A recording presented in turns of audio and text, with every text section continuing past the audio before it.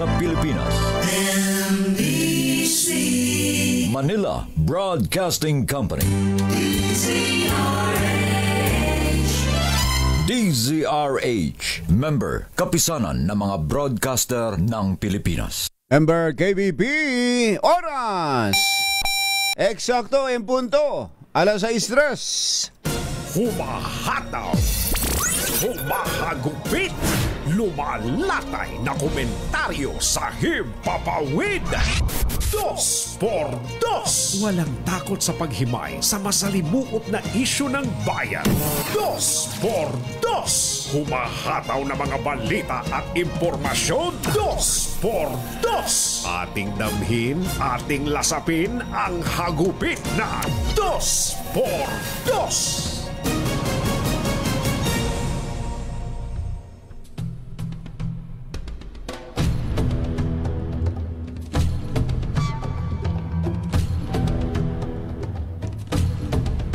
At dumating na. Ano naman kaya yung dumating? Sabi siguro. Ang araw na ito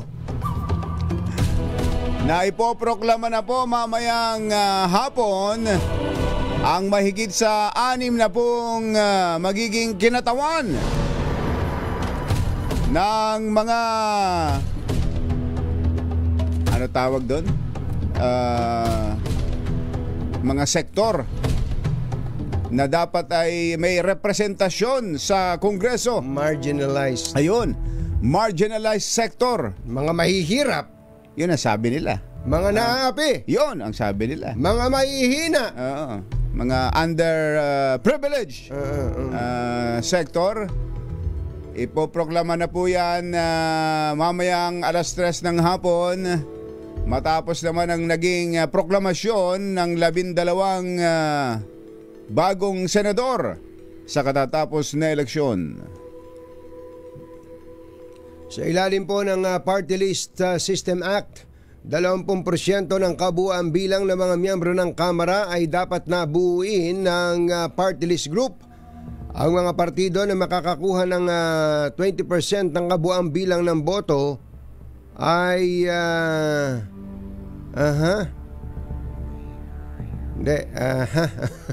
medyo hindi na kasi ito may formula na Supreme Court. Yun yung original, yun dapat makakuha ng 2%. 2%. Kaya lang dahil sa naging mga pagbabago sa batay sa naging formula ng Supreme Court, kailangan may 20% talaga ng kabuuan ng Kongreso. So ang 20% ng kabuuan ng Kongreso ay 63. 63. So kahit na hindi ka naka 2%, basta't hindi pa kompleto yung 63, meron kang isang pwesto. Kaya meron po dito makakakuha ng tigta 3 pwesto. Tatlo yata yan. Tatlong party list groups. Merong dalawa. Meron dalawa. At yung remainder, isa. Tigitigisan na lang yun. Tigitigisan na lang yun. So kahit na hindi ka pa naka 2%, pero nandun ka dun sa pang-63 ka sa total, swerte mo. Ayun. Kaya tinitingnan ko, yung huling nando doon sa listahan, pang 63rd, ay yung swerte party list. Napaka... Wala talagang kamalas-malas sa katawan yung party list na yan.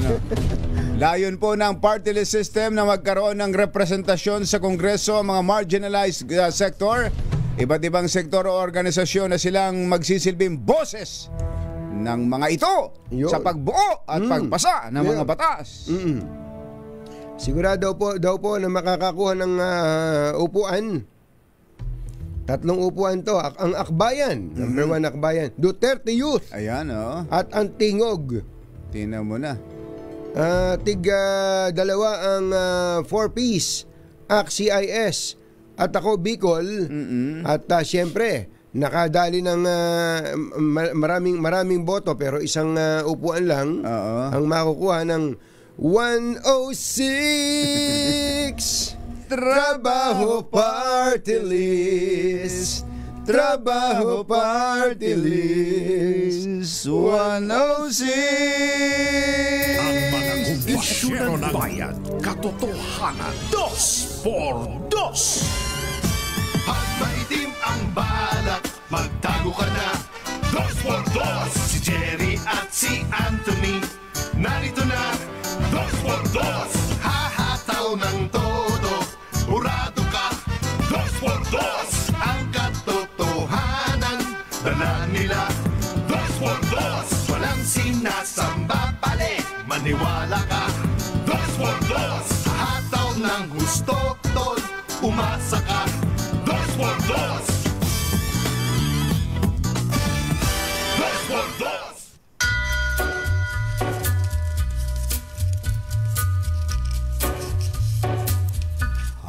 Hi. Maganda morning. Magandang umaga, bayan! Ito po si Jerry Baha. Ito po naman si Anthony Taberna. Muli pong sumasa inyo ang 2x2 sa umagang ito ng Friday! Yahoo! Isa pa nga, Friday! Yahoo! Ang hirap kasi talagang hatakin ang katawan kapag ganitong Lunes. Ano, bakit ba?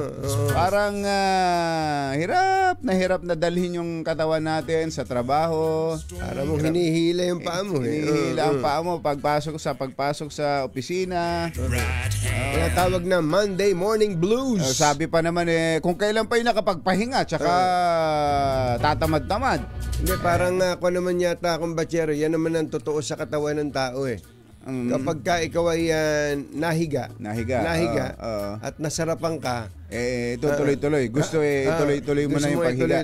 Kaya kailangan talaga buhatin ang katawan sa higaan ganon din ba ang inyong karanasan? Tapos na kayo sa election blues. Ayan. Palagay ko wala na, tapos na yan, andyan na. Nakapagproklama na ng mga bagong senador, yung mga local officials naman, karamihan yan naiproklama na rin. Meron pa bang nakabitin o may napalitaan ka bang meron sa local? Parang wala akong batsero. Of course, may mga naririnig tayo na mga gustong maghain ng protesta. Lalo na yung mga dikit ang laban. Lalo yung dikit. Pero halimbawa akong batsero sa lalawigan ng Cebu, yung pag-atras ng boto, issue pala sa kanila yun yung ina-announce ni COMELEC Chairman George Garcia na kino-question din natin. But 26 million votes na si Senator Bongo naging 20 million. Sila din pala nag-uhuan pala yon.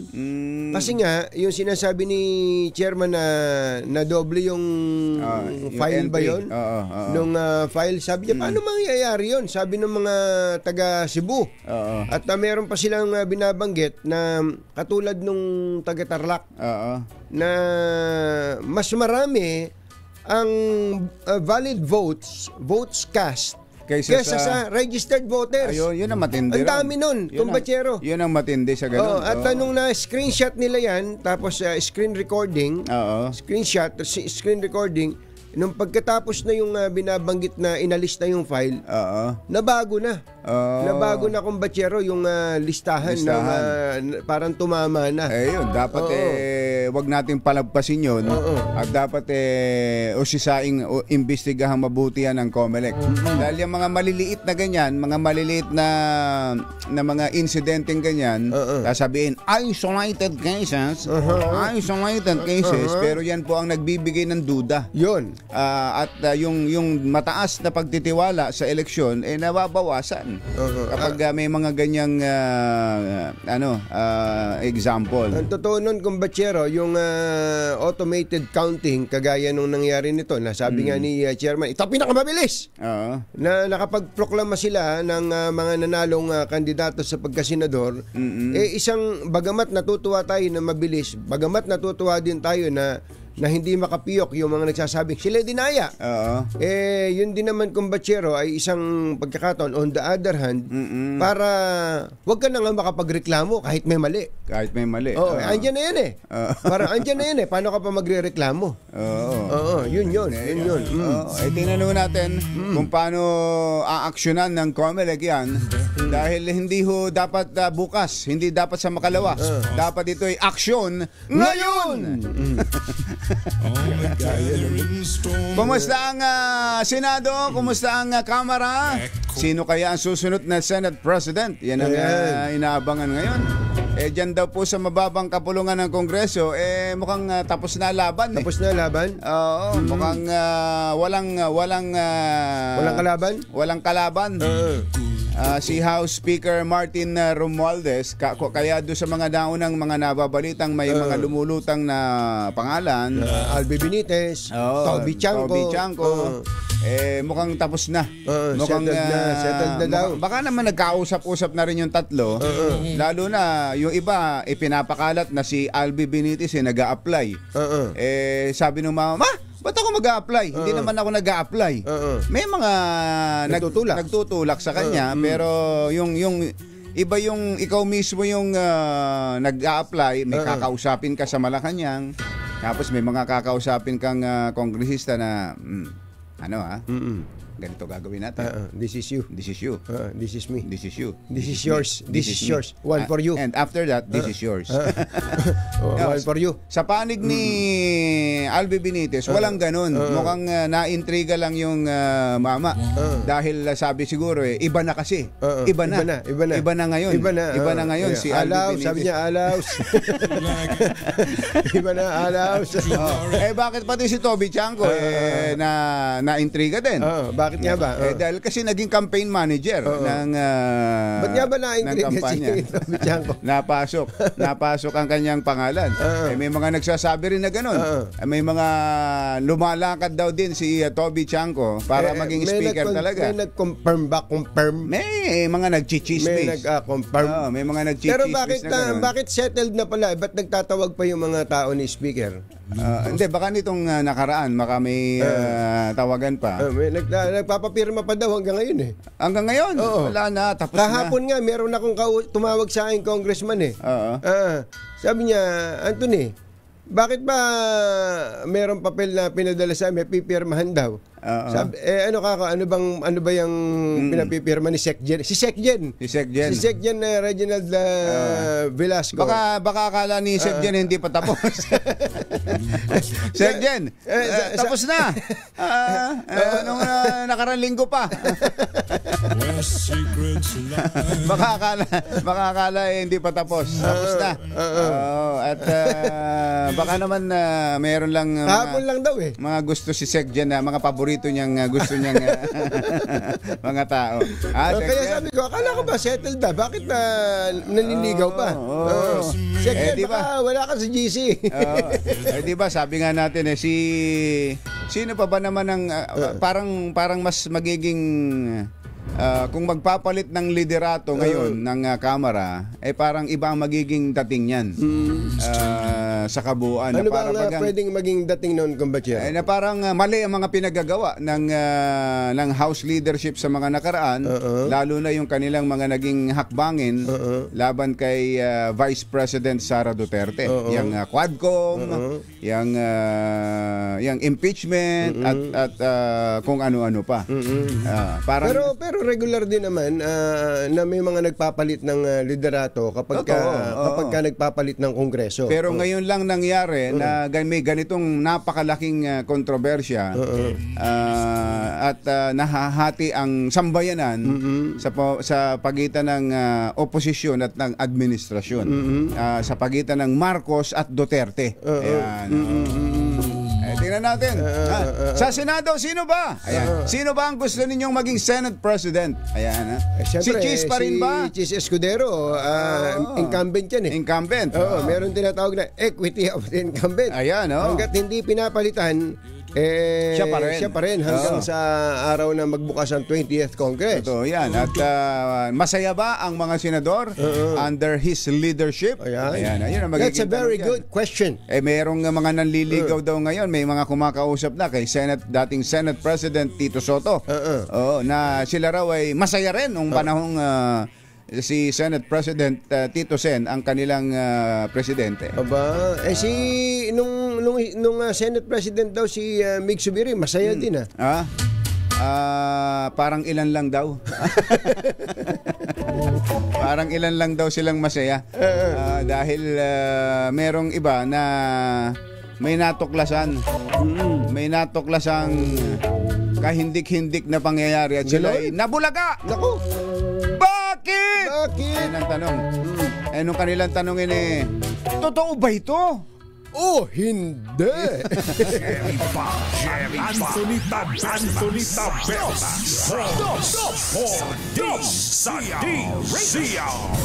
Oras po natin.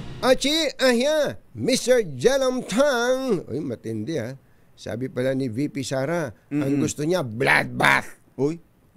Dadanak ang dugo? Ang gusto raw niya, bloodbath sa trial Matindi Matindi. Ganun. Siyempre, kumpiyansa si BP Sara ngayon Pag nagbibilang siguro siya ng mga senador, siyam lang kailangan. Sumosobra na ako. Nakaka-11 na ako. Parang dyan pa lang, kumbatsero, sa mga sinasabi nila, parang walang mangyayari parang sa ganun, impeachment. parang Ano ganun. man ang mga ebidensyang mailabas sa impeachment trial. Magkakaalaman ba diyan kung ano ang boto ng bawat isa?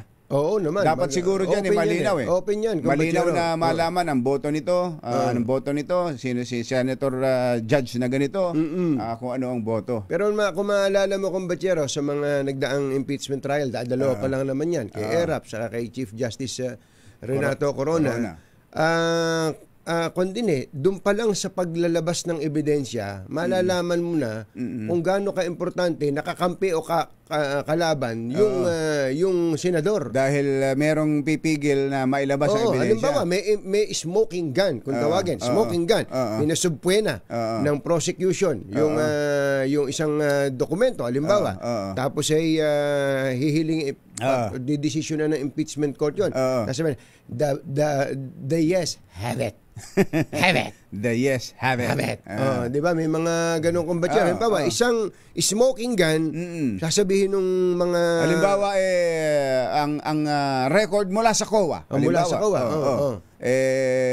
Tapos, ano mangyayari? Parang hindi smoking ganyan. Hindi, halimbawa lang. Medyo mas mabigat naman yung sample mo. Teka. Isip ka na mas mabigat. Video. Video. Pinasubpuin na nung prosecution yung video.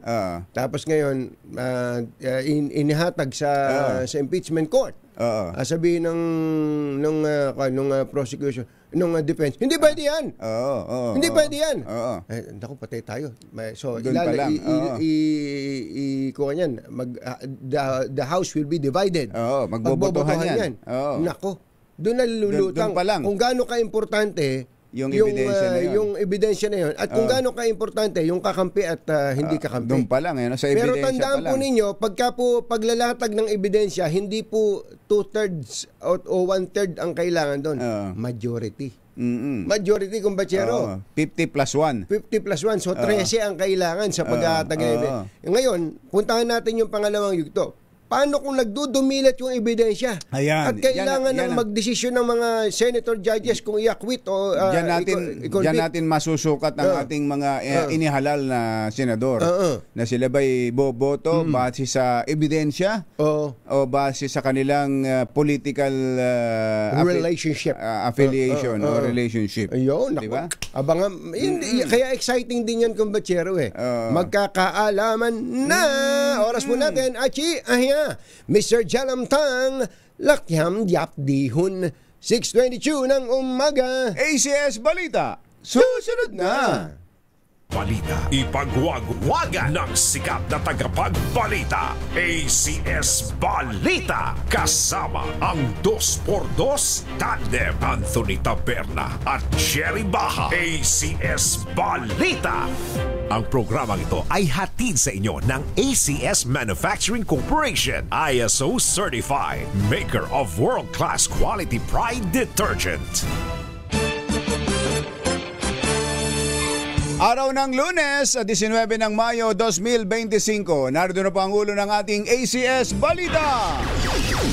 16,000 bagong posisyon sa mga guro tatanggapin para sa school year 2025-2026. ASEAN-wide visa isinusulong ng Pilipinas para sa pagpapalakas ng turismo.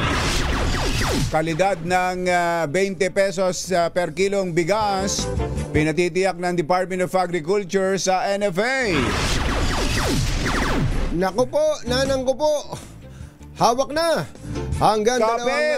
2 pisong pagtaas sa presyo ng petrolyo aarangkada bukas. Halos 600,000 motorsiklo na nagdag sa kalsada sa unang quarter ng 2025. Dalawa pang suspect sa kidnap slay case arestado sa Boracay. Magandang umaga Luzon, Visayas, Mindanao. Good morning Philippines. Hello world. Kami po ang inyong mga tagapaghatid balita. Ito po si Anthony Taberna. Ito po si Jerry Baha. At ito ang ACS Balita. sa detalye ng ating mga balita, tatanggap ng bagong 16,000 guro ang Department of Education para sa school year 2025-2026. Ito'y matapos aprobahan ng Department of Budget and Management ang bagong teaching positions sa mga pampublikong paaralan na first tranche lamang sa 20,000 position na target ngayong taon. Ayon kay DBM Secretary Amina Pangandaman, ito'y alinsunod sa direktiba ni Pangulong Bongbong Marcos na palakasin ang education system sa bansa at pagsuporta rin sa pagsisikap ng Department of Education na palakasin ang workforce sa iba't ibang antas maging sa alternative learning system. Kabilang sa mga inaprobahang posisyon ay 15,343 Teacher 1. Teacher 1 post, ito rin po ay salary grade 11. 157 special science teachers, salary grade 13. At 500 special education teachers or SPED, salary grade 14. Galing. Mas mataas ang ang sweldo rito. Mas maganda sweldo sa gobyerno. At saka sa SPED kumbatsero. Ito yung mga nagtuturo ng mga mga special special children. Special abilities. Yan, kukunin ang kanilang pondo mula pa daw po sa 4.1 billion pesos mula sa 2025 General Appropriations Act. Alas 6:29 na ng umaga, fake news ang kumalat na impormasyon na magkakaroon na ng grade 13 ang senior high school ng DepEd. Talaga simula naman. sa school year 2025-2026. Ito po ang nilinaw ng DepEd matapos kumalat ang balita sa social media dahil sa post sa Facebook page na Educational News. Nabatid na ang naturang paskil ay may logo pa ng Commission on Higher Education at DepEd, pero meron din itong links na nagdidirect sa mga social media users sa isang online shopping website. Yan. Alas 6:30 ang ating oras. Diyos maray na aga sa Indogabos mga Bicolano. Mata na ka mo, gising na! Plano ng Department of Tourism na magkaroon ng ASEAN visa ang mga bansang kasapi ng Association of Southeast Asian Nations tulad sa plano ng Department of Tourism. Sila ba ang nagdidesisyon sa visa? Kasama sila sa nag-propose lang baka siguro. proposal, baka plano, panukala. Pinanukala po ng DOT na magkaroon ng ASEAN visa ang mga bansang kasapi ng Association of Southeast Asian Nations tulad ng Gulf Cooperation Council visa sa Middle East at ng Shenzhen sa visa sa Europe. Sa Skift Asia Forum 2025 na ginanap sa Bangkok, sinabi ni Tourism Secretary Cristina Frasco na layunin ng panukala, panukala na mapalakas ang Southeast Asia bilang tourist destination gamit ang tagline na Destination from Every Dream. A destination for every dream. Sa ilalim nito, magkakaroon ng isang visa system para sa mga bansang kasapi ng ASEAN na dadaan para pagbuklurin ang mga ito pagdating sa natural assets, kultura, tao at tourist destination. Ayun. Sa bagay, sa mga gusto, kung ang titingnan kong batsero kung sino talaga magsusulong nito, tayo talaga. Tayo talaga ang dapat na magtulak nito para madamay naman tayo sa dami ng tourist arrivals ng mga kalapit nating bansa tulad ng Bangkok, tulad ng Malaysia, Singapore, nakakapirasong bansa. City-state. Para tayo ay mahawa, madamay tayo sa kanila. Yung halimbawa, yung 25 to 30 million ng Bangkok, maswerte. Maanggihan man lang tayo. Maka 5 million lang, naglululundag na tayo sa tuwa. Totoo, kumbatsero. Samantalang ang kagandahan ng ating bansa, gano'n na lang. Anong mga beach resort na maikukumpara nila sa mga beach resort ng Pilipinas? Ang labanan lang naman lagi talaga, kumbatsero, tourism infrastructure. Una, yung airport. Airport. Pangalawa, yung tourism infrastructure. Teka muna nga pala.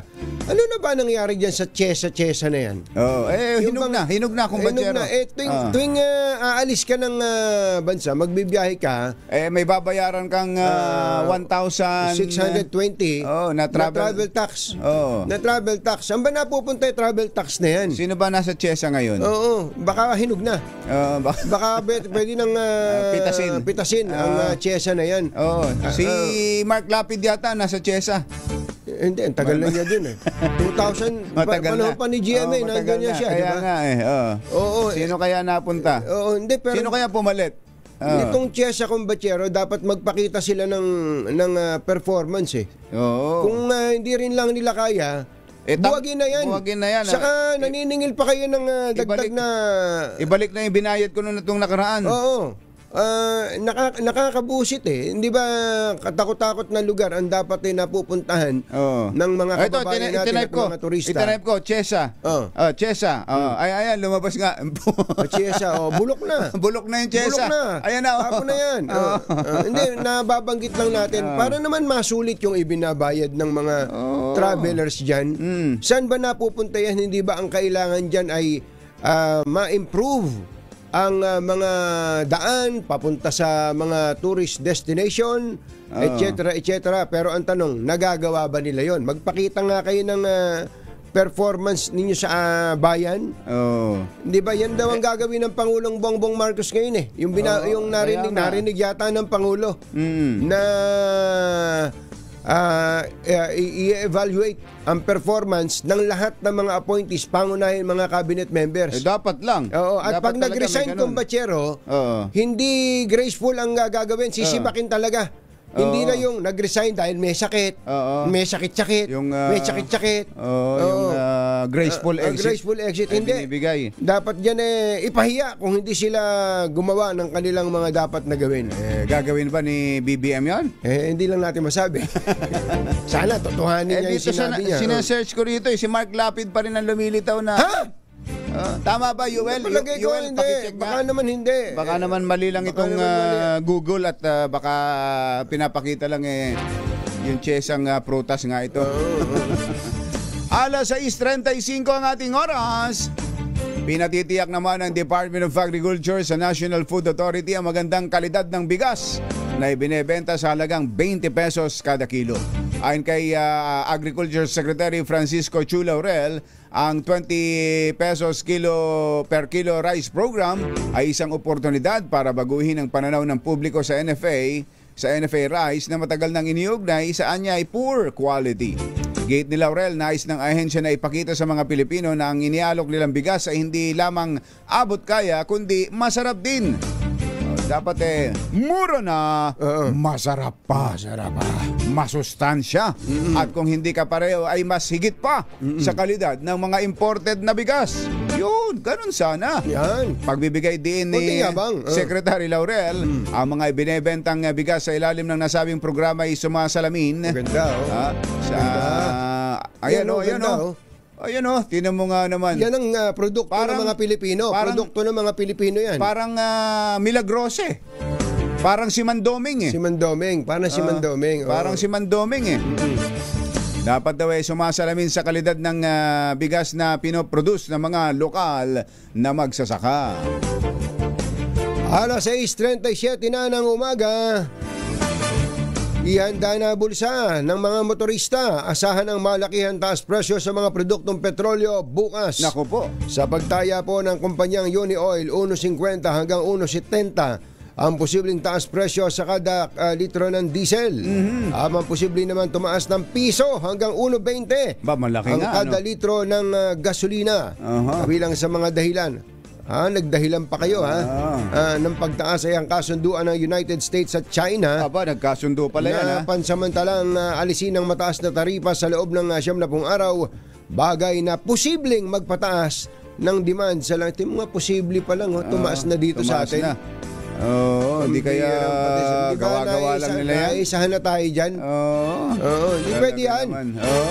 So ano dapat natin gawin ngayon bago magbukas? Bago magbukas, ano pa hinihintay ninyo?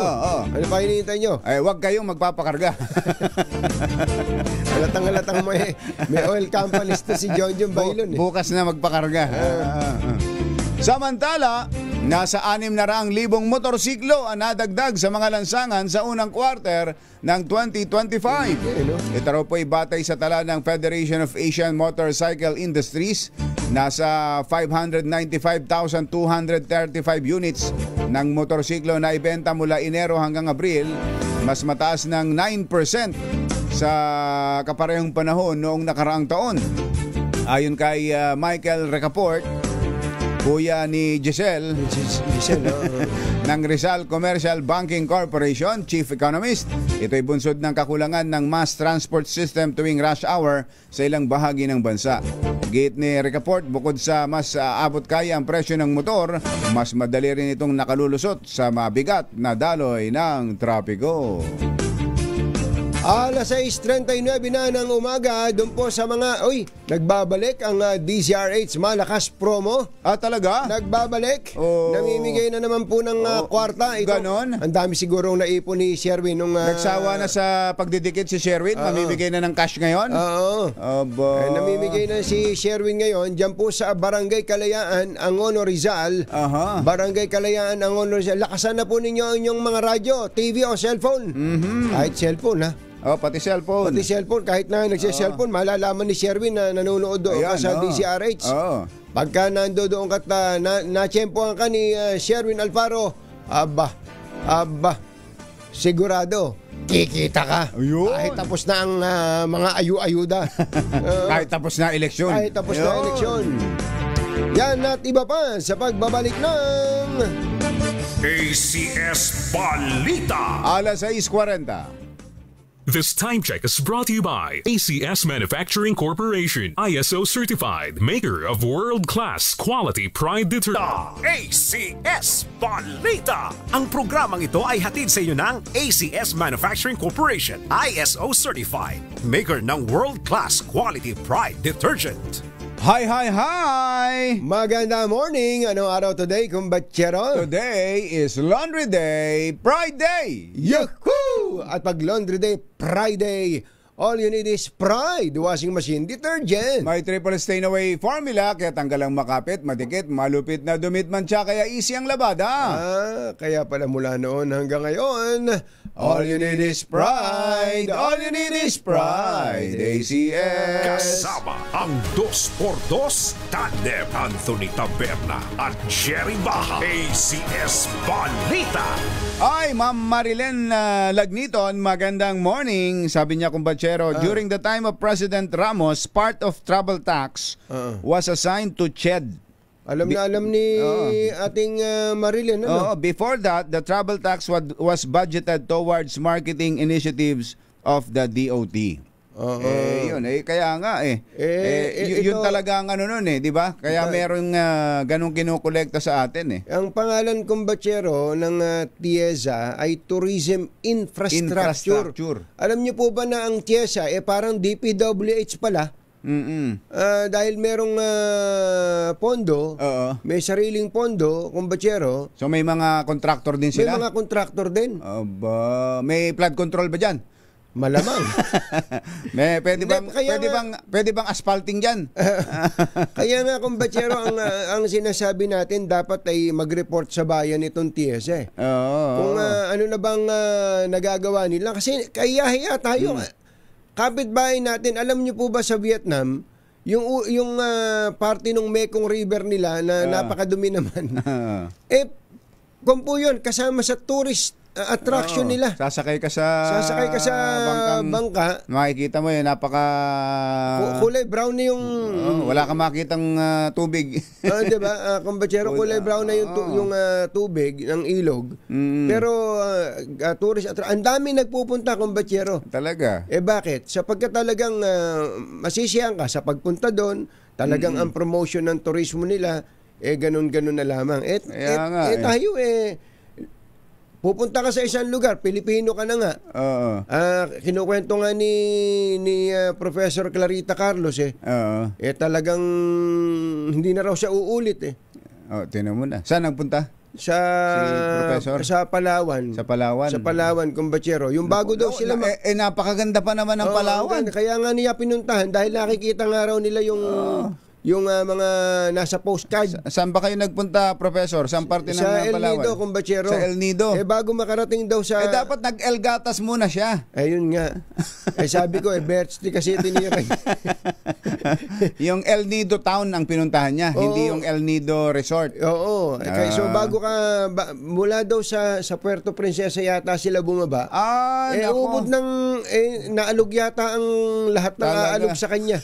Oo. Mahirap po, Professor, yung dapat pala nagtanong muna kayo sa amin Dapat PM is the key. PM is the key. Meron mga direct flight po diyan, mga parang mga 80-seater. Meron yung Air Swift yata bumibiyahe. Pero ano na yon, kumbatsero, binili na rin namin ng Cebu Pacific. Binili niyo na ba? Binili na rin namin yan. Bira naman kayo, di ba kayo nagsabi? So may diretso yun. Cebu Pacific na ang mag-operate nun. Hindi ba? May diretsong flight pa. Doon na. Sa El Nido. Sa El Nido. Kaya nga nahirapan siya doon sa biyahe from Puerto Princesa. Hindi ba? Layo nun. Layo nga 4 na oras yata yun. Kaya nga isip-isipin. Pero kung nagbibiyahe ka kumbatsero, kahit 4 na oras pa yan, kung maganda kalsada. Maganda kalsada. Tapos ang makikita mo magagandang tanawin, mga nakangiting mga tao, at mga murang bilhin along the way. Diba? Pagbaba mo, baba mo na tayo dyan. Talagang babalik-balikan mo kapag ganun. Doon pa lang, turismo na yun.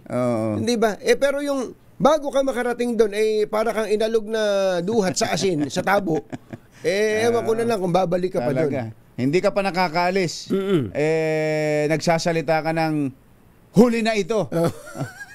Hindi na ito mauulit. Alas 6:48 ang ating oras. Maupay nga aga, mga kasangkayan, mga kabugtuan, mata na kamo, gising na!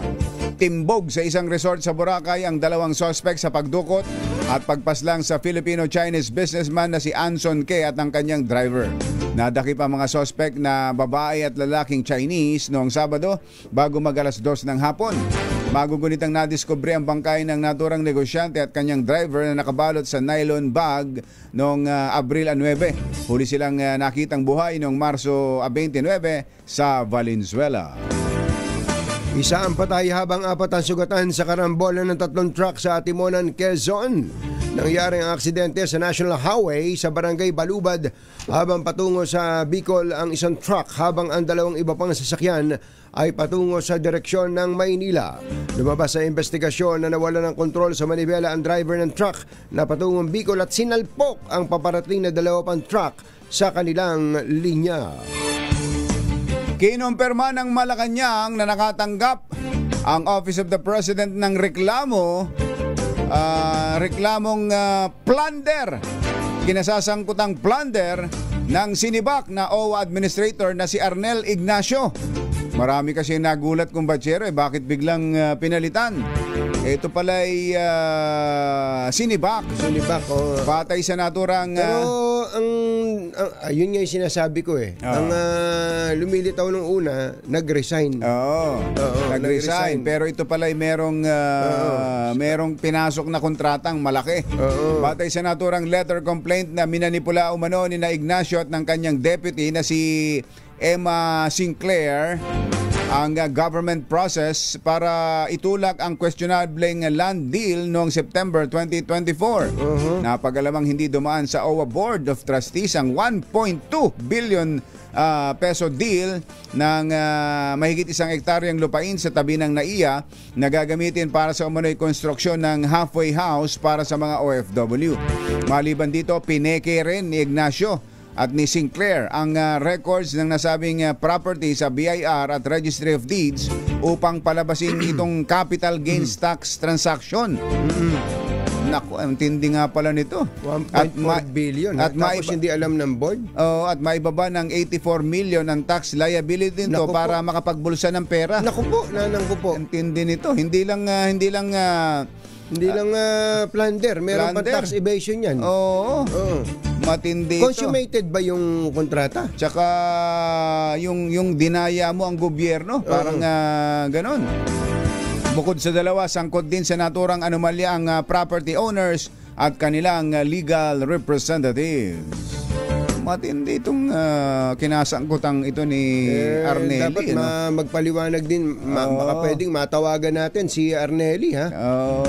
Nakikinig ka, Arnelli, kuya, administrator, dating administrator Arnelli.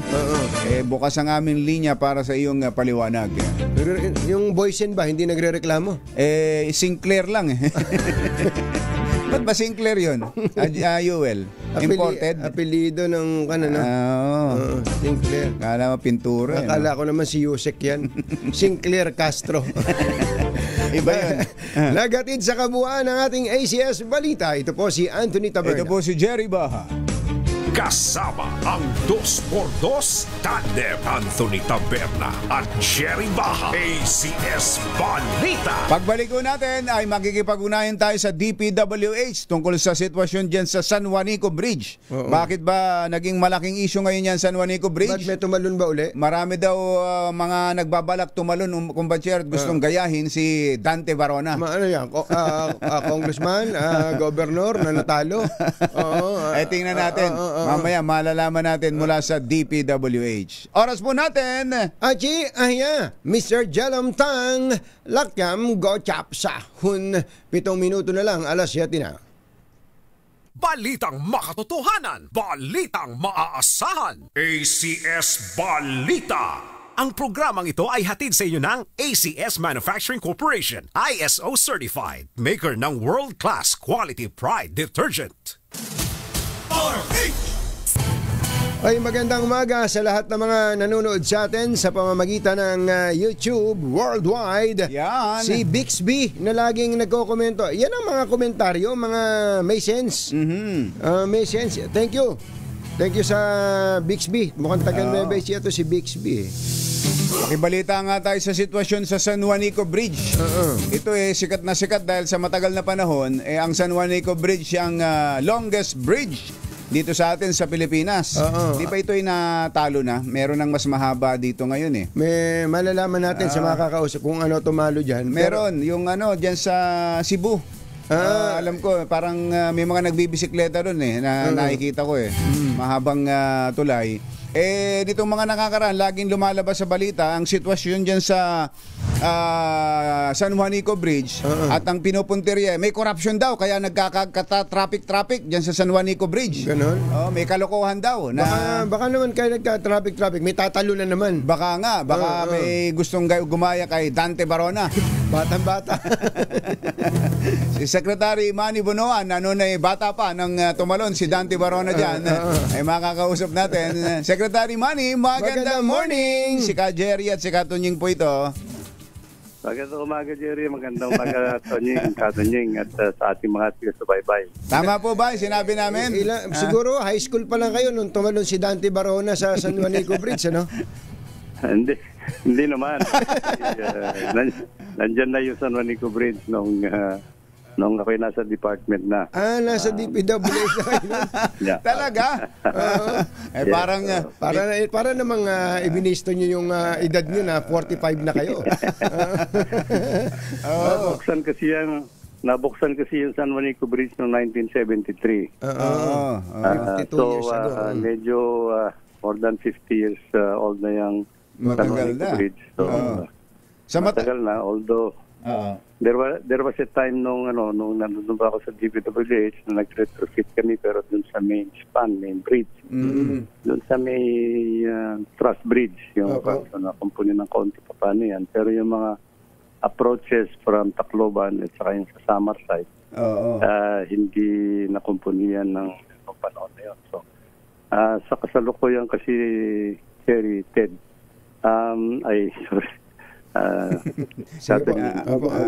Katunying. Okay lang po. Meron mo kasi talagang napapanahon na para ma-rehabilitate yung existing San Juanico Bridge. Kaya kakaroon sana tayo ng panibagong parallel bridge, no?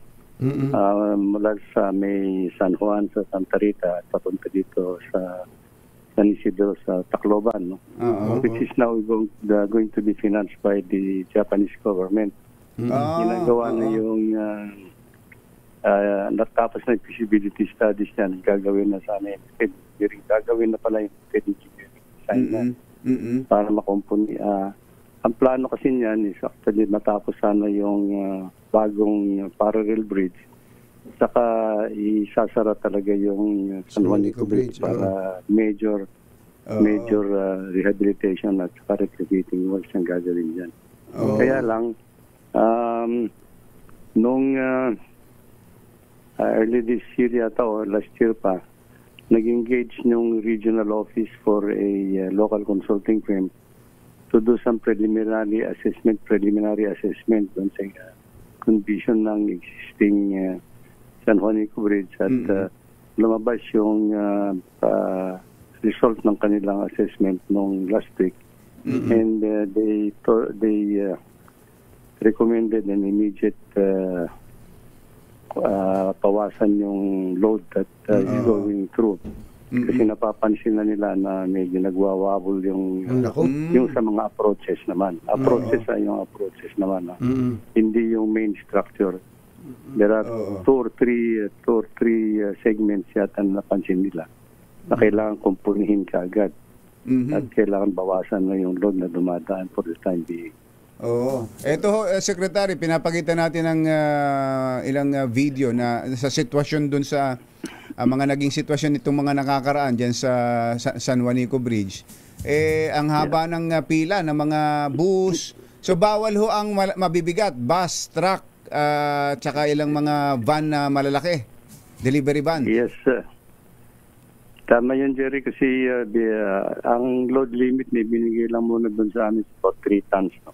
3 tons. So still only for light vehicles. Light vehicles lang. Yeah, and unfortunately, it was a very urgent recommendation. That kulang daw ho sa information dissemination, hindi nasabihan ang mga laging dumadaan dyan, lalo na yung mga bumibiyahe.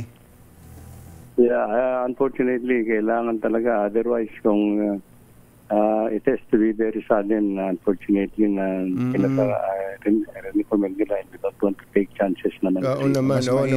Yung safety. Lalo na magkakaberya ng mga tao, yung mga natin kung meron pa mangyari na yun. So paano ho ang ginagawa, Secretary, sa mga pasahero ng bus? Ito, ang daming bus na nakaparada. Lalakarin na lang, tatawid, o may lilipat ng maliliit na sasakyan para itawid sila? Well, ito yung pinag-ano namin with yung mga local government sa Philippine Ports Authority kasi tinitingnan namin kung paano may i-barge muna yung mga mga bus. Mga loads. Oo. Mga bus o kaya mag-ano lang muna yung bus at saka sa dulot-dulo. Sasaluhin muna dito sa ferry. Kabila. Ferry lang continuous across that San Juanico Bay. Kailangan talagang mag-improvise, maging creative para po sa ating mga kababayan, especially yung datihang sumasakay sa mga commuter buses, Secretary? Yeah. Opo. Kaya nga nung last week lang namin nalaman yon na pag-usapan at sinabi nila sa akin yung recommendations nila, so I had to make a decision na dapat immediately. Para baka mamaya naiwasan yung may mas malubhang mangyari. Anyway, sa ngayon kasi, I think one of the recommendations is to undertake immediate retrofitting works muna. Doon sa mga nakita nilang medyo mahihina ng segment. At para kahit pa paano may increase lang sana namin kaunti yung load limit. Pero sa tingin ko, kahit na yung gagawin namin na retrofitting for the time being, hindi namin it will not be a normal load limit. Saka mahirap pong makipagsapalaran, Secretary. Pero kung umpisan po yung retrofitting doon sa mga span na medyo mahihina na po ang poste, ano po ang gaano katagal po ang pinag-uusapan natin dito? Inaano nga namin, I think if we can do it in 3 to 4 months muna. Baka nung last week din sabi namin, because this is a very urgent and emergency situation, we will probably try to put it into the emergency level. So, nagano na kami na isang contractor na kung pwedeng ma-engage kaagad. At by this week, siguro dapat nandoon na siya. Retrofitting 3 to 4 months. Yung pong retrofitting, parang lang po yan para bang nire-remedyohan lang, medyo muna. Opo. Secretary, may nabanggit na kayo kanina na parallel bridge. Yes. Nakita niyo po ba yung scenario na ito po, worst case scenario na titibagin na po itong tulay na ito, itong makasaysayang tulay na ito, at papalitan na lang ng bago? Hindi naman. Merong bagong tulay na gagawin, parallel bridge nga. Pero itong existing San Juanico Bridge will have to undergo major rehabilitation and retrofitting works actually. So eventually there will be 2 parallel bridges na magbabagtas diyan sa Samar Leyte na yan. Kasi nga hindi rin hindi naman ganun kalapad itong San Juanico Bridge, Secretary. Dumarami ng parami ang mga sasakyan ngayon. Okay, yun hong gusto kong puntahan yung sa barge o yung sa parang roro. Kasi kung itutuloy-tuloy ang rehabilitation, yun lang retrofitting 3 to 4 months na. Yun ho bang paglalagay ng barge o roro masisimulan kaagad, magagamit kaagad the soonest? Since last week, sinabi ko na doon sa regional director to coordinate with yung PPA, yung local ports authorities nila doon, and yung mga trackers at saka mga bus liners, na sabihin nila yung plano namin for the time being to make some adjustments for now. Kasi I will be waiting for the report actually this morning kung ano namin. Lalo kung meron hong parang style roro na yung truck nila, yung bus tatawid na lang, sasakay na dun sa tapos itatawid nung vapor. Pwede ho ba yun doon sa lugar na yan? Kung pwede naman, yata, Ted, sinasabi nila sa akin nung last week na pwede, pero baka kako yung mga buses, hindi, meron naman yung mga buses dun sa isang dulo, meron naman dito sa kabila. So mag-transfer lang siguro ng bus through yung mga pasahero will be put into the Roro. Oo. And sasaluin nila doon sa kabila naman. Oo. Yun hong mga nagde-deliver ng mga products, paano ho yun? Yung mga truck, Secretary? Yun din ang isang tinitingnan natin. Problema yun. We may need larger vessels actually na para isakay yung mga cargo trucks siguro to Jerry. Oo. Yung hong parallel bridge lalong matagal ho yun, Secretary? Ngayon nga, it will take not less than 3 years actually to construct kasi mas mahaba Mas mahaba kaysa sa dito sa ganun po? San Juanico Bridge. Gaano kahaba po yung San Juanico tapos gaano kahaba yung parallel bridge? Itong San Juanico Bridge is I think almost a little less than 2 kilometers ito including approaches. 2 kilometers. Yung gagawin, yung bagong tulay will be about 2.6 kilometers. Mahaba ng konti. Mahaba ng kalahating kilometro. Pwede po ba na yung San Juanico ay pagka natayo na yung bago, pang light vehicles na lang yung San Juanico tapos yung kabila, yun na lang ang pang malakihan, siguro mga ganun ang ganun na lang. Kasi nadaan na ako dyan. Tama, Secretary, ano lang yan, parang single lane, tigisa lang salubungan. 2 lanes lang. 2 lanes lang siya hindi katulad sa ibang mga na malalapad na talaga pati mga tulay. 4 lanes na. Secretary, ito pong nangyari sa San Juanico Bridge na ito, matanda na, mahigit 50 anyos na pala ito.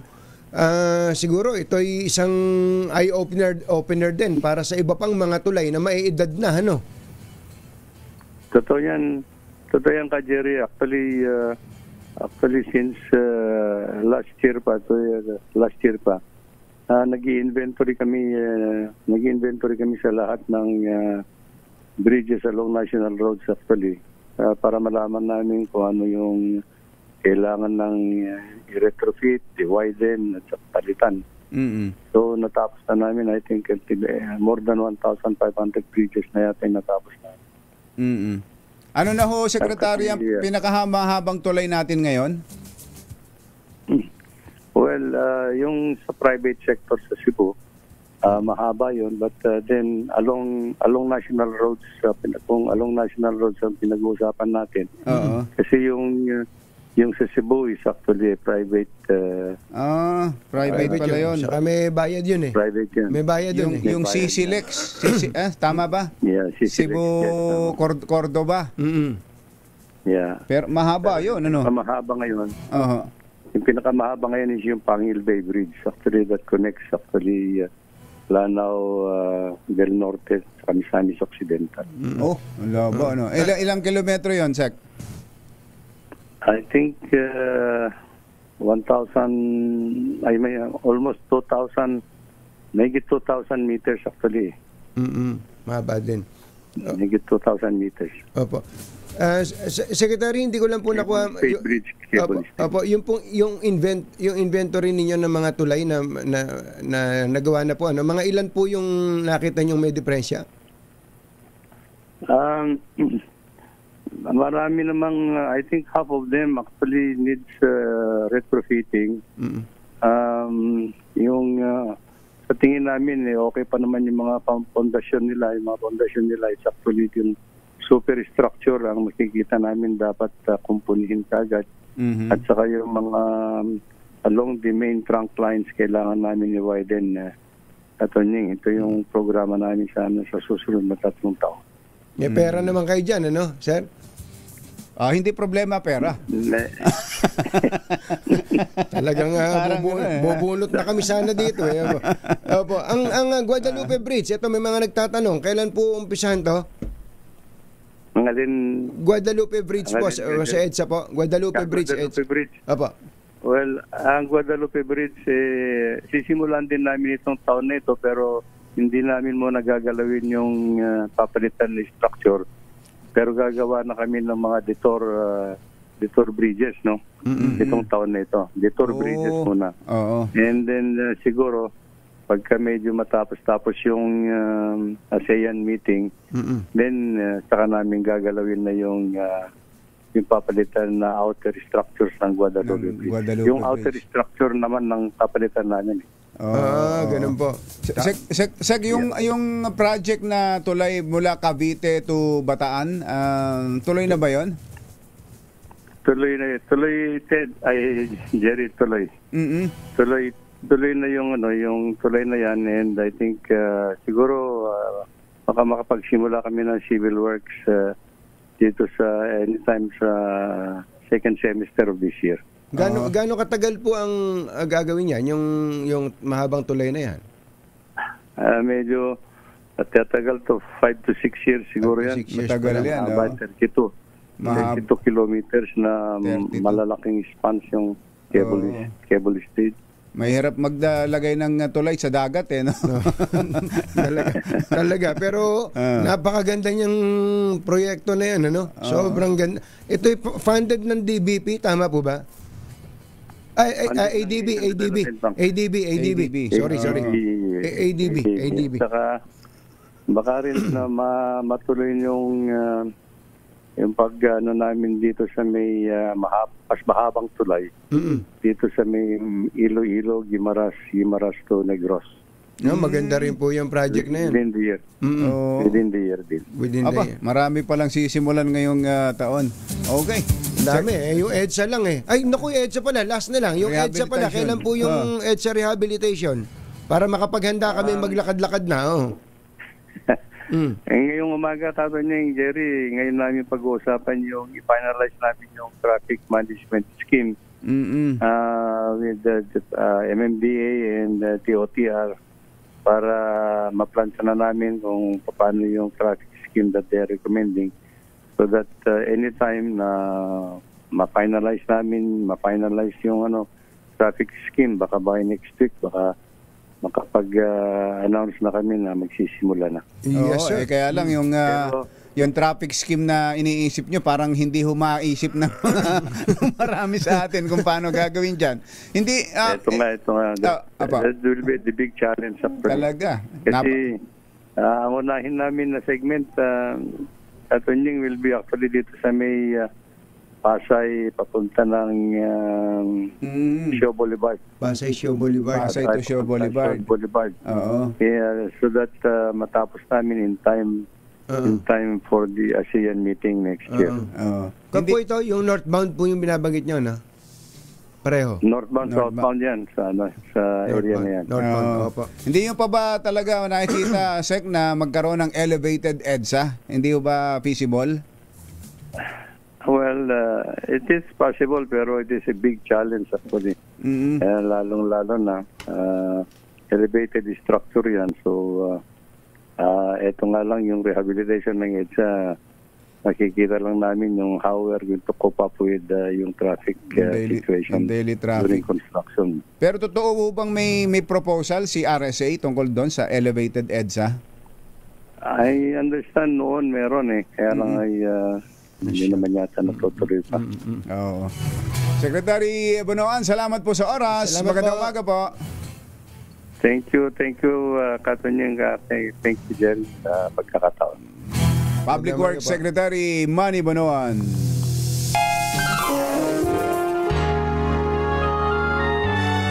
Kauna-unahan sa Pilipinas. NBC Manila Broadcasting Company.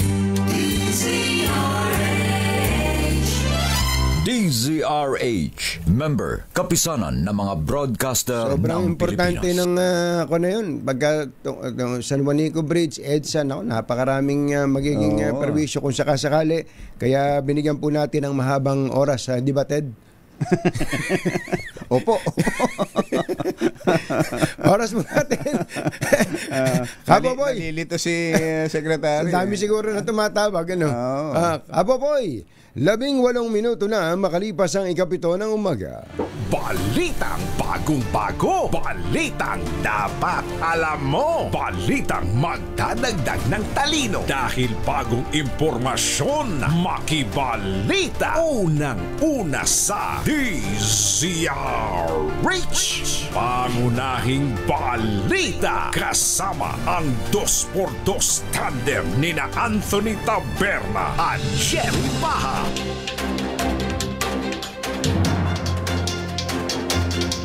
Narito na po ang ulo ng ating mga pangunahing balita. Proklamasyon ng mga nanalong party list groups kasado na. Pago po ni Congresswoman Laila De Lima, tuloy na rin.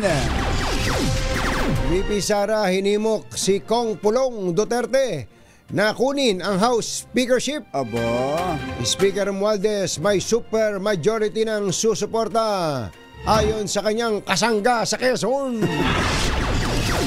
VP Sara handa sa impeachment trial, nais ng madugong paglilitis.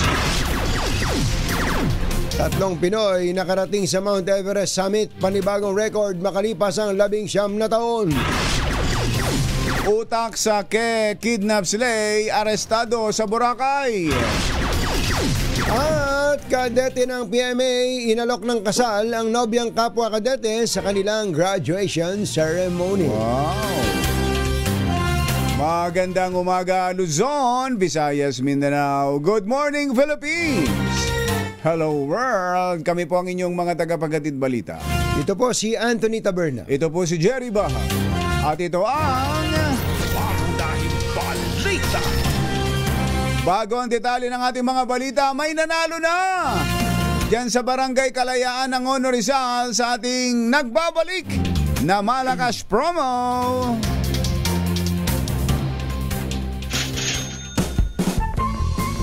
Dahil malakas ang kako makinig sa DZRH, malakas ka rin sa amin. Itodo nyo na ng malakasan ang inyong radyo at makakaina ang matyempohan ng aming roving reporter na nakikinig o nanonood sa DZRH.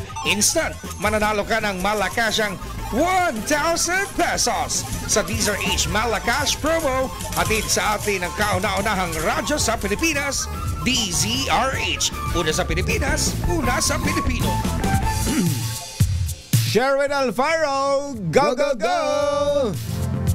Yes, Anthony, Jerry at Tatoning, eto tignan nyo naman, no, lumang-luma ang radyo pero napakalakas siya. Nakikinig sa DZRH. Tatay, pangalan nyo? Pablito Bunawan, sir. Si Tatay Pablito Bunawan. Tatay Pablito, kayo ba'y taga dito talaga sa Angono, Rizal? Hindi ko naman, sir, dahil lang ako. Sa kayo galing? Taga Samar talaga kayo? Samar. Matagal na po ako rito. Kaya pala nung nakikinig sa maigi kanina kung pinag-uusapan yung San Juanico Bridge, natatandaan nyo bang San Juanico Bridge? Opo, sir. Opo, sir. Opo. Pakitanong nga, Sherwin. Sherwin, pakitanong nga kung siya isa sa mga sumubok ng tumalon sa San Juanico Bridge noon. Dante Barona, sir. Dante Barona. Hindi ba kayo yun, Tatay Pablito? Babayan ko, sir. Hindi, sir, kasi kamukha niyo si Weng Double O. Kababayan niyo pala. Kababayan niyo pala si Dante Barona. Opo, sir. Paborito ko yan. Opo. Action star yun eh. Action star. Kilala niyo rin si Vivian Velez. Okay, sir. Ayaw ko. Si Vivian Velez, leading si Barona. Opo, sir. Yes. Mahilig sa mga ano yun eh. alam nyo, ha? Sikse. Mapapaluwa ang mata mo doon, siya. Mapapaluwa. Sikse yan. Weng Double O. Dahil nakikinig ka sa 2x2, eto, meron kang 1,000 pesos! Yay! Sir, maraming salamat. Thank you very much, sir. Maraming salamat. At syempre, meron pa kasama yung DZRH Grocery. Yan, para sa yan. Salamat, sir. Maraming salamat po. At syempre, meron kang DZRH t-shirt. Salamat, sir. Maraming salamat. Maraming salamat din sa patuloy nyo pakikinig sa DZRH. At thank you for making us number 1 sa inyong pinakikinggan tuwing umaga. Anthony Taberna and Jerry Baha. Dos por dos. Alit. Oh, talaga naman. Yay! Solid listener. Kaya naman maraming salamat sa mga nais manalo ng 1,000 pesos sa akin tumutok sa DZRH. Baka kayo sa sunod nating winner sa DZRH Malacash from ours number 6. Sherwin Batalfaro DZRH. Una sa Pilipinas. Una sa Pilipino. Thank you, Tatay Pablito. At sa mga taga-barangay Kalayaan, Angono, Rizal. Magbabalik pa rin ang ating mga pangunahing balita. 7:24 ang ating oras. Balita! Alas 7:30. Tuloy ang mga pangunahing balita. Matapos ang proklamasyon ng mga nanalong senador, nakatagda naman ngayong araw ang proklamasyon ng mahigit sa 60 nanalong party list representative sa nakalipas na halalan. Ayon kay COMELEC Chair George Garcia, 63 upuan ang inilaan para sa mga party list, pero hindi pa niya masabi kung ano mga grupo ang mga nakakuha ng 2 hanggang 3 upuan. So kapag maraming party list groups ang nakakuha ng mas maraming pwesto, bababa yung bilang ng mga party list na papasok. Mamalasin pa si swerte nito. Samantala, tiniyak naman ni Garcia na hindi kasama sa proklamasyon sakaling may nanalong party list na may pending disqualification case.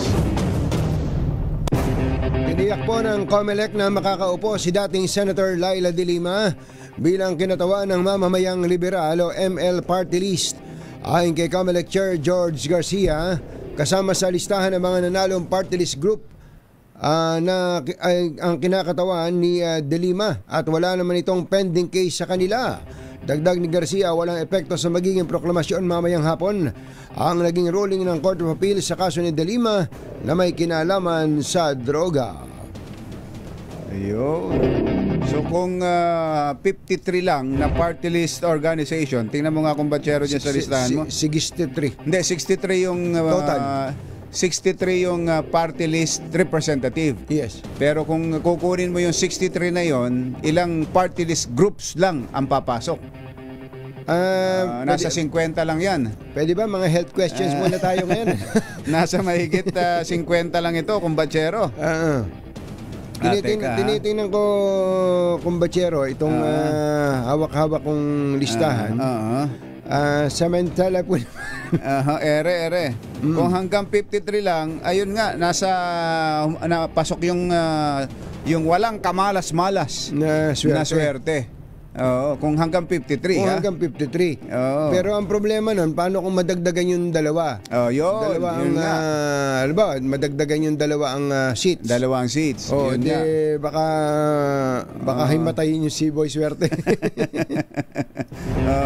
Ang pang 53 ay Swerte, 52 Pusong Pinoy, 51 Abang Lingkod. Ayan. Di ba yan yung kay Albi? Yung Abang Lingkod? Ay kay Paduano. Yan yung Abang Lingkod. Yan yun. So, papasok yan. Tapos, pasok ang Abang Lingkod. Isa, Kapuso. Kapuso mo. Tapos yung Damper PTDA. Ayan, yung mga nasa... Yung SSS, GSIS, pensionado. Ayun, pasok din. Meron palang nanay. Nanay. Party list. Yan yung kay Chef. Pangalan nitong magaling na Chef. Si Chef Reggie Aspiras. Si Chef Reggie Aspiras. Magandang morning.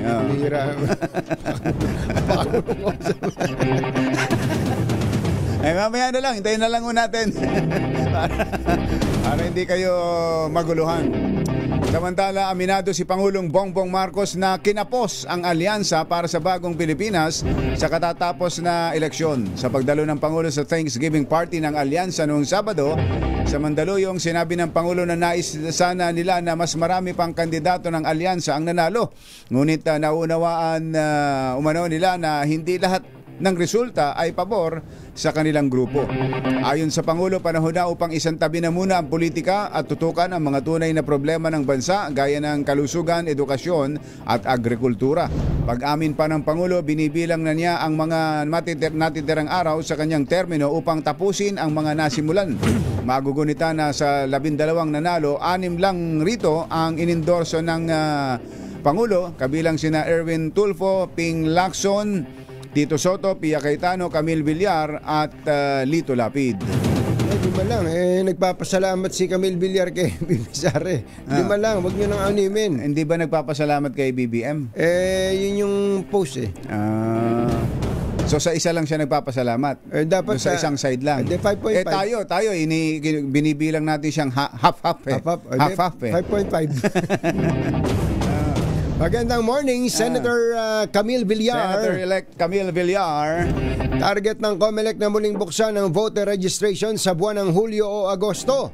Kasunod ito ng naitalang high 81.65% voter turnout ng ahensya sa katatapos na eleksyon.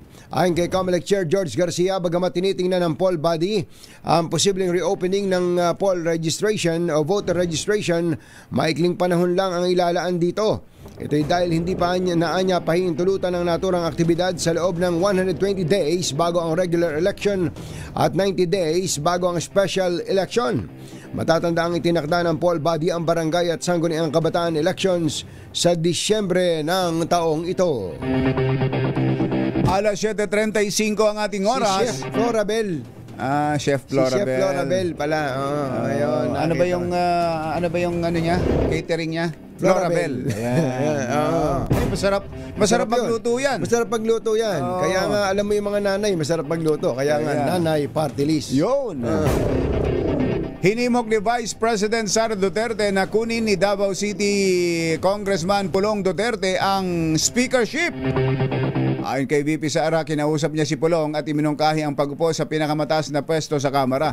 Sakali man anyang hindi makuha ng kanyang kapatid ang House Speakership, ay inirekomenda niyang ito ang maging maging minority leader ng Kamara. Kailanman sinabi ni VP Sara na hindi naman sumagot ang kanyang kapatid at posibleng pinag-iisipan ang kanyang payo. Nangyayari naman talaga yan eh. Kakausapin mo tapos hindi sasagot. Hindi sasagot. Kakainis kaya ang kausap. Hindi lang sila yan ha. Hindi lang si Pulong yan ha. Yung parang wala narinig. Ang tawag daw ng mga bata dyan, nonchalant. Ano? Nonchalant. Nonchalant. Pag kinakausap mo ayaw man na sumagot, gusto mong asbaran. Maaring ayaw niya doon sa sinasabi mo. O tama nga, baka nag-iisip nga. Mahula ka na lang. Mahuhula ka na lang. Ayon sa Vice Presidente, sa kasalukuyan ay wala namang lumalapit sa kanya upang mag-endorse o upang maging House Speaker. Hawak pa rin ni House Speaker Martin Romualdez ang supermajority na magluluklok muli sa kanya sa liderato ng Kamara para sa 20th Congress. Ito ang iginiit ni House Deputy Speaker at Quezon Representative J.J. Suarez matapos na kumpirmahin na hindi bababa sa 240 na mambabatas ang may suporta kay Romualdez. Dagdag nito, lumagda na anya sa isang manifesto ng suporta para kay Romualdez ang tinutukoy niyang mga kongresista. Ilan daw? 240 daw. Mababa yung numero ni J.J. Suarez. Bakit?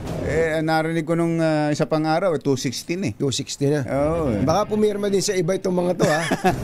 Baka nagaring hapon sino ba nagpapapirma? Kaya nga, baka may Congressman Toby Chanco, nagpapapirma ka ba? Okay, Congressman Albi. Kong Albi. Hindi, nag-honeymoon daw si Kong Albi. Huwag ka maingay. Talaga. Iba na to eh. Ayun. Puro kayo kalakuhan.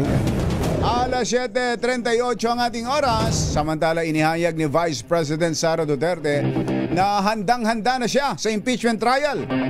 At tanggap niya kung ano man ang magiging hatol, guilty man o acquittal.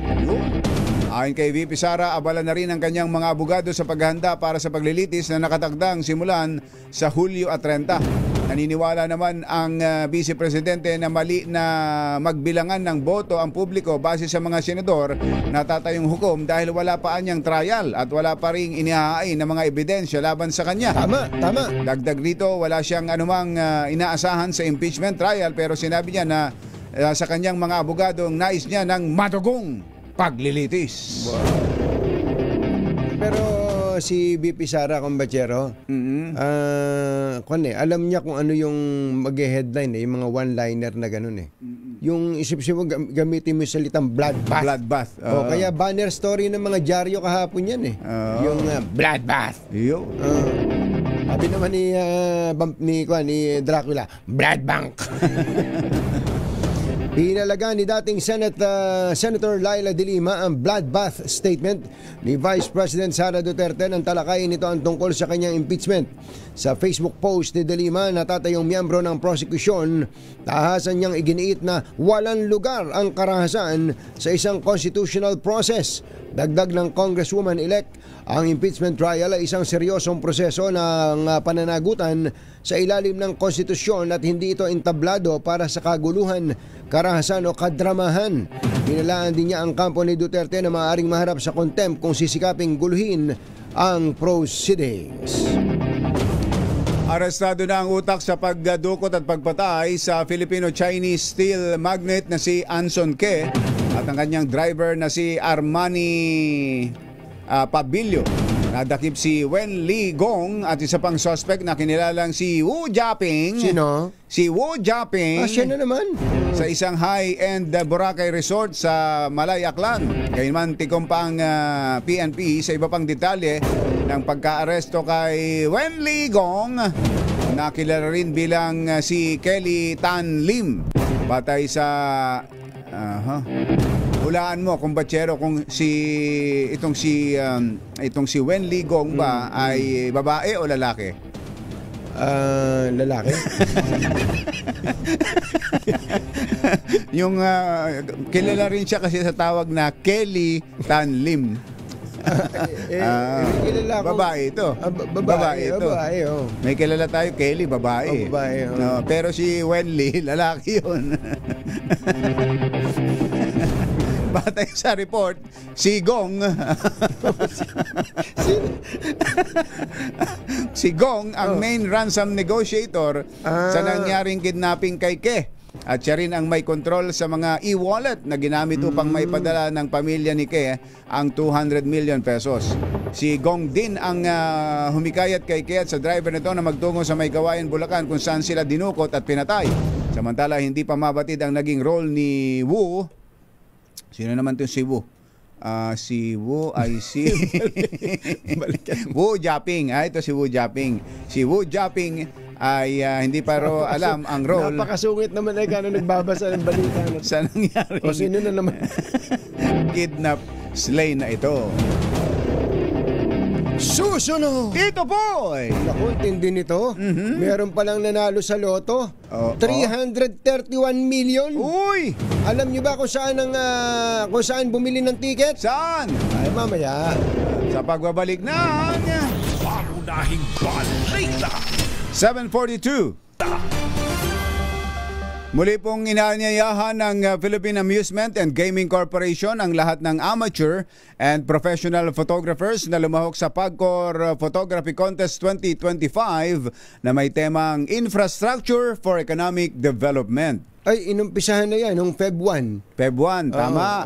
Bukas po ang kompetisyon sa lahat ng amateur and professional Filipino photographers na may edad na 16 na taong gulang pataas. Kagaling ano. Alam mo ba, sabi nitong si Chairman Altenco, ito daw pong photo contest ngayong taon ay layong ipakita ang mahalagang papel ng mga proyektong pang-infrastruktura gaya ng mga highways, tulay, seaports, airports at iba pa sa pag-unlad ng ekonomiya. Paano daw ba ang pagsali dyan? Madali lang. Magsubiti lang ng photo entry sa ilalim ng 3 kategorya, conventional, drone at mobile. Ilan daw ang mananalo? 8. Magkano premyo? Ay, mahal. Hanggang kailan? Hanggang July 31 lang po yan. Ayos. Magsabit na ng entries. Yan po yung kanilang website, www.pagcor.ph/photocon2025. pangunahing balita sa showbiz. Uy, magandang morning, Kuya Dominic George. Binabati lang natin si Kuya Bobby Fernandez ng happy birthday. Bobby! Ayan, Kuya Bobby. Uy, si Kong Doming, na-miss ka, Kumbatsero. Kong Doming. Nag-birthday nung Sabado. Surprise yun eh. Surprise. Kaya nagulat siya na anong kaguluhan ito. Sinurprise pala siya. Kong Doming, happy birthday at happy retirement na din. Ayan, at kay Dr. Luisa. Kay Dr. Luisa, nag-birthday kahapon. Happy birthday, Dr. Luisa. Happy birthday. Si Johnny Santos ay may handaan daw mamayang tanghali. Kung kayo daw po ay walang masyadong schedule. Kaselo lang may. Ito po yung address sa Kaselo. Ito po ay gaganapin dyan sa may Morato. Para sa oath-taking ni Kong Budoy. Kong Budoy Madrona ng Romblon. Nakatungtong yata siya sa Marmol pagka mag-oath-taking. Sa oath-taking niya. Ang ganda-ganda daw ng Romblon. Yan ang Romblon, Kumbatsero, ang hindi ko pa napupuntahan. Oo nga. Sana makapunta rin tayo dyan sa Romblon. Kalapit-lapit lang naman yan sa Region 4B. Ay, ang mga lugar na yan, Romblon, Marinduque. Yung Marinduque, antindi talo si Lord Alan Velasco. Oo nga pala. Talo din si Governor Presbitero Velasco. Mga Velasco natalo dyan. Eh mamaya, eto, ang showbiz ni binabanggit mo mga talo, ito raw isang actress na sumabak sa politika. Talo. Nagkulong sa kanyang bahay, maghapong ngumangal-ngal pagkatapos daw ng eleksyon. Okay lang yan, iyak mo lang yan. Tapos bukas wala na. Sino yan? Ihatid sa atin ang ating showbiz legend, Morley Alinio. Magandang morning, Morley! Yes! Magandang morning, Luzon, Visayas at Mindanao. Good morning, Katunying at Ka-Jetty.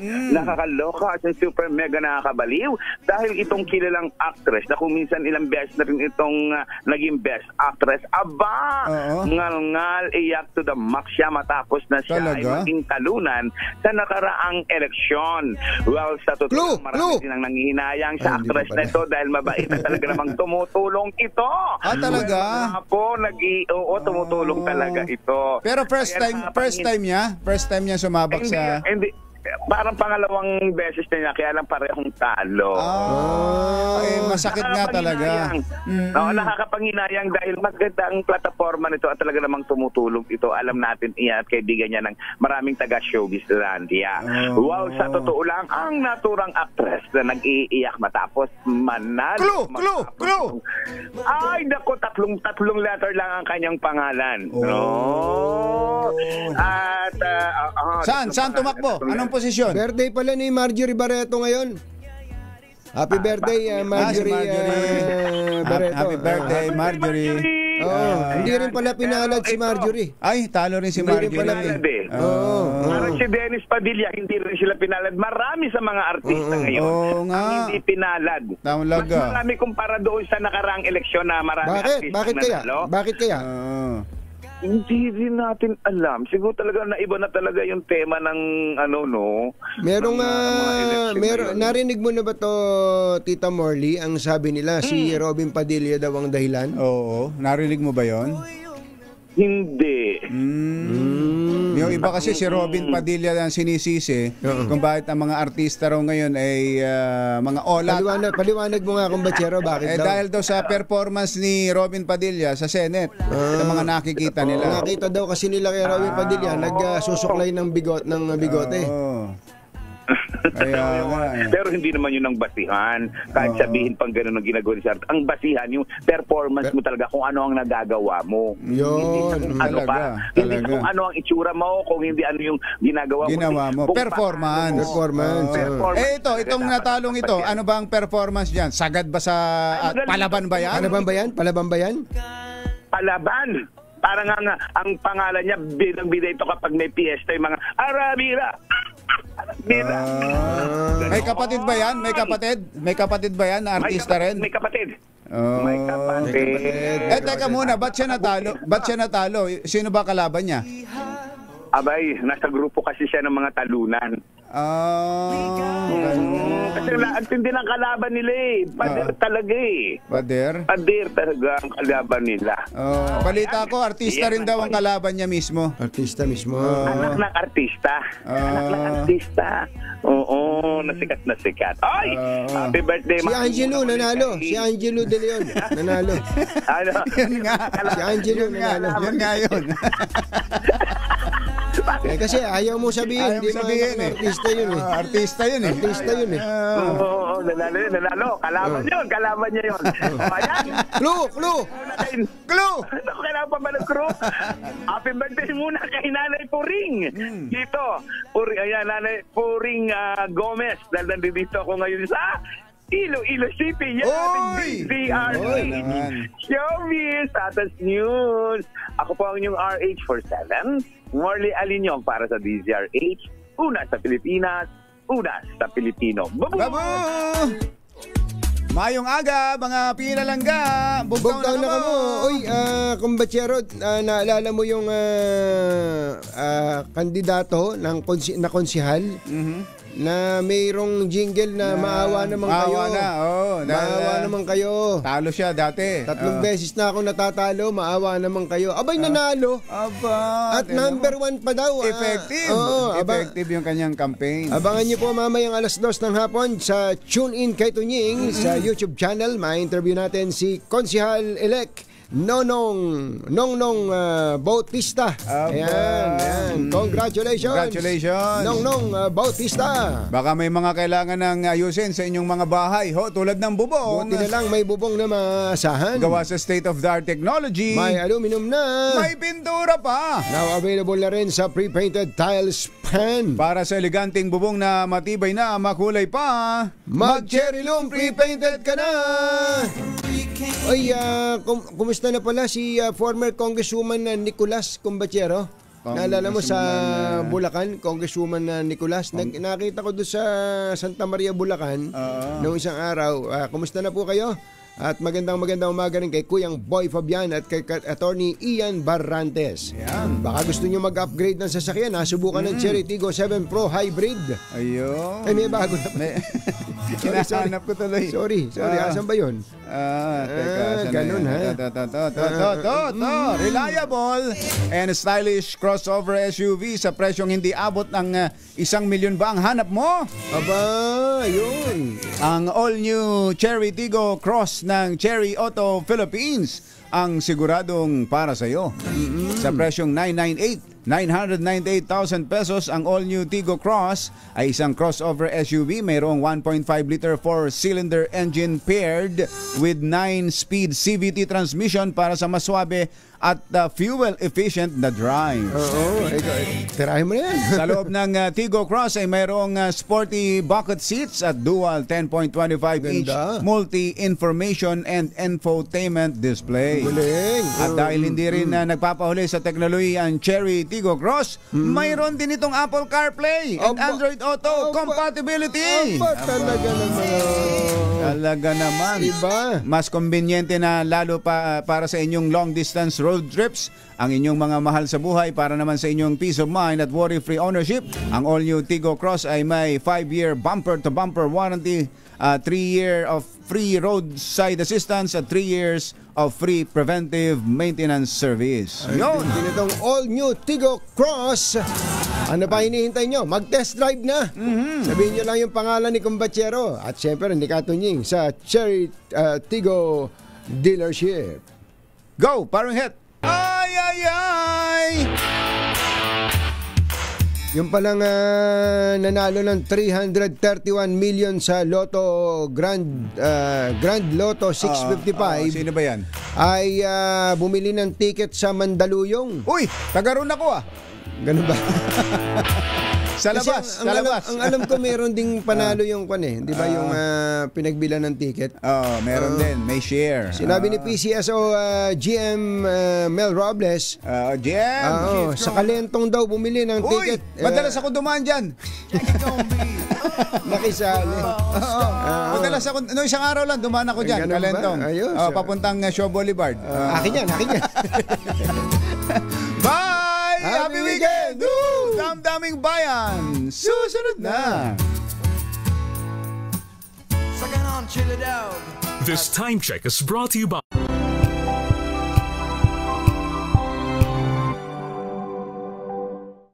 Maagang balitaan, maagang usapan sa mga issue at balita. Kasama si Kuya Angelo Palmones sa Magandang Umaga Pilipinas. Mula Lunes hanggang Biyernes.